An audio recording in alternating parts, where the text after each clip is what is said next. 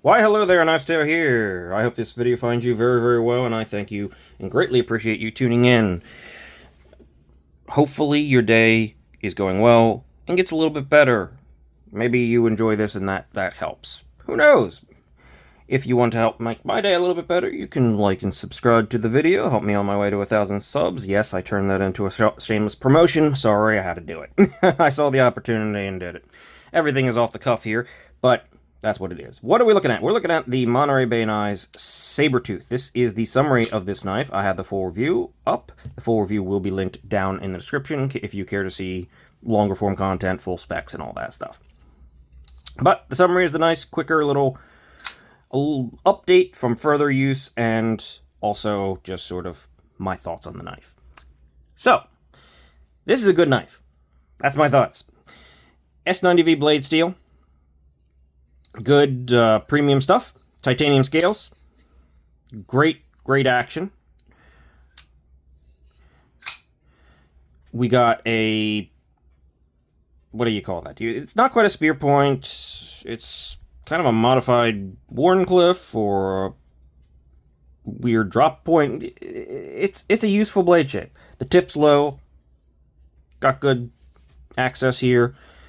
And you've got a decently sized blade because the Sabertooth here is the larger variant at 3 3/4 inches of blade with 8.5 overall. There is a smaller one if this is too big for you because this is a large knife called the Wolverine. They're making a play on Marvel characters, Wolverine and Sabertooth. Sabertooth is quite a bit bigger, and in the comics, if you didn't know, Wolverine's actually quite short. Hugh Jackman, who plays him, not so much, but Wolverine's quite short.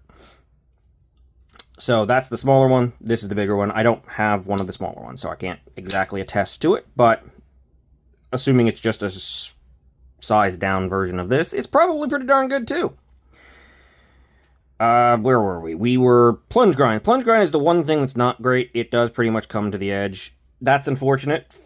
The good thing is the stop pin is way back far, so you can definitely just expand that choil just a little bit, and that's all you'd really need to do, expand a little bit to get it away from the edge, just so maybe as it goes up, it doesn't get a smile if that bothers you, or that it hits the stone a little bit better. But as it is, it's not too bad, and it came with a really good edge on it, and it's reasonably thin behind the edge. In fact, it stays pretty thin behind the edge going up, which means you'd probably get a decent amount of slicey sort of life on it. It's not a hard use knife, but it's also not too thin. It's really kind of a happy medium. Quite appreciate exactly where they got it sitting. I also kind of like this satin. It's the satin lines are kind of faint, but it's also got a little bit of a, I mean, as you can see, it's kind of got a distorted slight mirror to it. Pretty nice finish overall. Monterey Bay logo is over on here. Kept off the bevel. Small, minimal, kind of not intrusive at all. Gotta shout that out whenever I see it. I like seeing clean, sterile blades. Less on the blade. Usually just better presentation, in my personal opinion.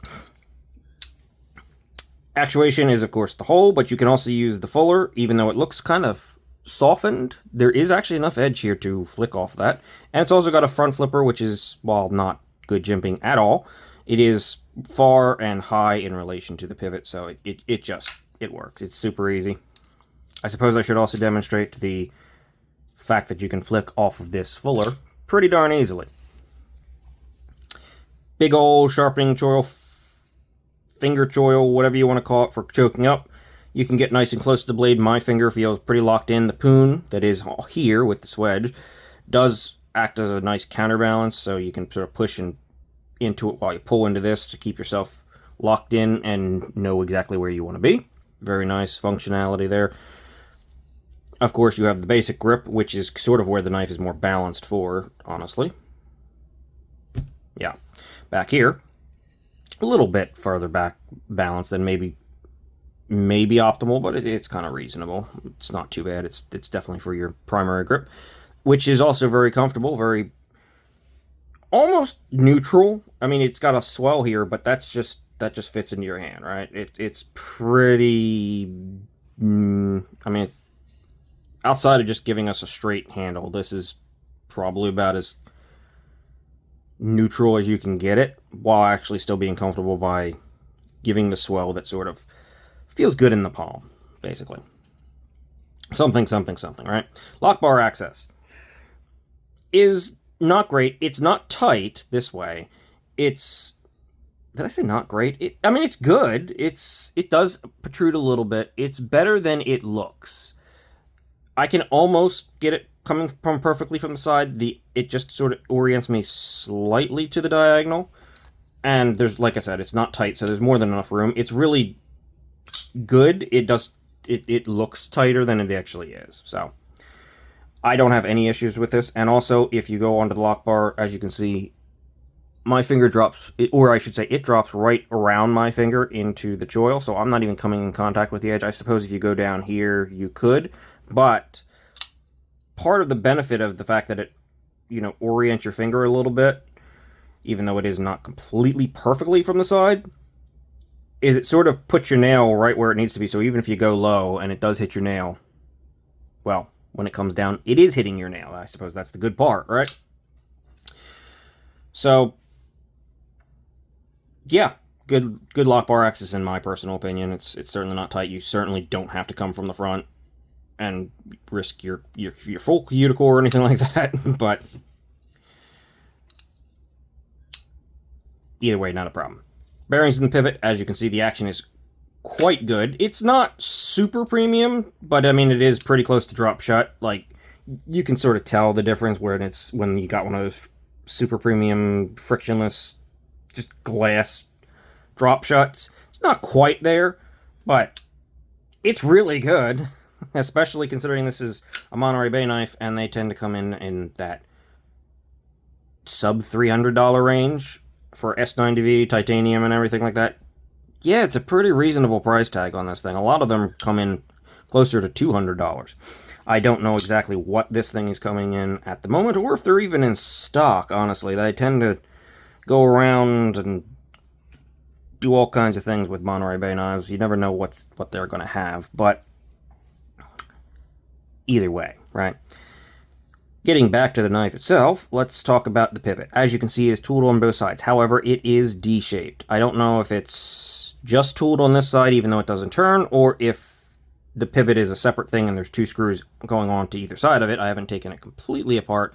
Well, I have, but I haven't taken this screw out. I've taken this screw out, and you can take this screw out without doing anything to this screw. So it is D-shaped. I can confirm that, but exactly the setup, the way it's set up in the pivot, I don't 100% know, but it shouldn't really make a difference because you really only have to interface with this one anyway. T8 hardware, very nice to see that. Wait, is that T6 on the pocket clip? That might be T6 on the pocket clip. Hold on. I don't want to... Oh, that's T8. Not the deepest T8s, but it is T8. Flat scales, however, the chamfers they put on this thing is kind of a highlight in my opinion. It's a sort of unsung greatness. When you have a flat scale knife, you always run the risk of having some angularness to it, and chamfers can help alleviate that. However, I don't know, to varying degrees of success. However, on this one, what they've done is the chamfer itself appears to have actually the little bit of contouring and roundness to it, which you can really kind of see right here as it kind of sort of fades around, which adds a surprising degree of comfort to a flat scale knife. Like, this is really about as good as you're going to get if you got flat scales. So quite nice there. Pocket clip is short, medium depth carry, pretty unintrusive. Honestly, it disappears pretty good. Good retention. As you can see, it does have a little bit of a point down there, which is normally bad, but it's not like a full flat point. It does have, let's try and get... It doesn't come down to, like, a single point, because that tends to be a problem. That tends to cause things to snag or be too tight on that one pressure point. There is a little bit of width to it. So, honestly, it works great. It's small, and it's doing exactly what you want a pocket clip to do. Function while being out of the way as much as possible. Now, these scales, I do want to talk about it. As you can see, this has a snakeskin pattern sort of lasered on. There were only a handful of these ones made in this configuration. I don't know exactly how many, but I took the opportunity to get it when I saw it.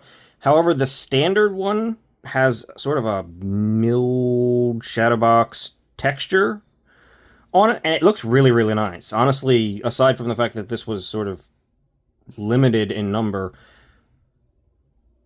I'd argue that that looks just as nice, if not even nicer. Potentially, it's quite attractive. I haven't checked it out, and I can't talk to how the texture is on it, but it looks really good. Standoffs, reversible pocket clip. Yeah, I mean, this thing is pretty darn recommendable.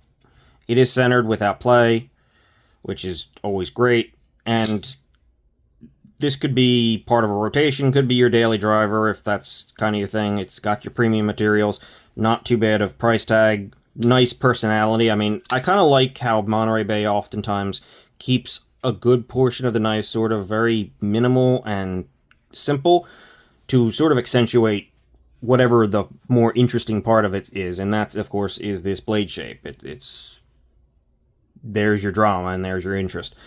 And it keeps it from just being a bland, very simple knife that you might not even want to pay $200 for, and gives you a little bit more extra pizzazz, let's call it. Overall, this is a really good one. Definitely recommendable. And, well, that's all from me, I guess. Thank you for watching. Have a great day. Videos will pop up if you want to see any more. Oh, it also came with a bunch of extra hardware. So, full set of extra hardware. I don't know if they're all going to come that way, but mine did. I think that's everything I want to say, so I will be seeing you guys later.